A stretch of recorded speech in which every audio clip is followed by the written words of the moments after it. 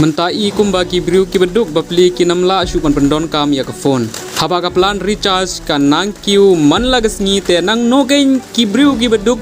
kin la ban siu sanspa hadu chidar tangka man la umnai ka bai recharge ngila yo jing tip ba ka company telecom ka thumu ban ban kiu ya ka plan recharge da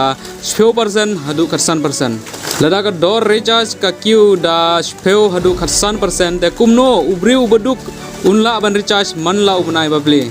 manta ke telecom company ki ba he ki de ka Jio bat ke Airtel dena ta ka dau ba ki sim ko bu yangi ki paj ba namar ba ka Jio bat ke Airtel ki tip ba ki company ki ba yale persya bat ngi kim pat rung syaka yo kumta ngila ban pen kiu ya ka dor jong ki recharge kat bangi mon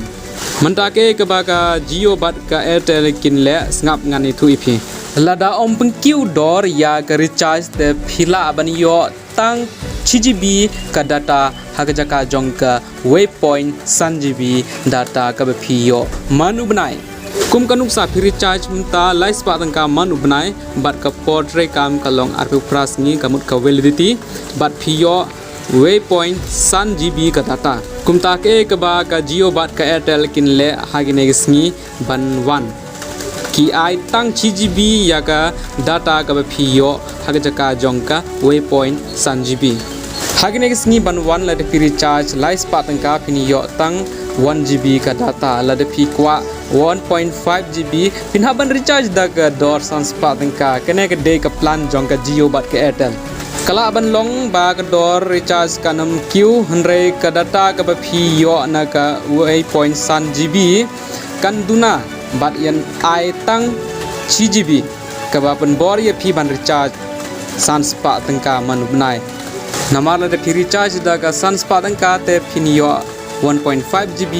kene ka de ka plan jong ka Jio bat ka Airtel kum kanuk sa la ringi recharge da ka arspa tangka man lau nai ni yo 1GB ka data man kisngi bat le se hagisngi ban 1 kin sa ai tang san spa MB kain hagajaka 6GB bat ban yo ya ka plan 1GB kin hab ban recharge live spa tangka hagajaka arspa tangka kene ka de ka plan jong ka Jio bat ka Airtel kinam la ban pen kiu ya ka dor recharge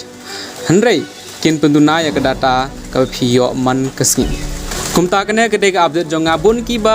ong yanga na pding nyo phi banga ju IGP ki updates ki khobor thok wat ju ong kumta prolog kakta ha kamen sim na marngi la wat ya gine gi jing tip na Google na fair ki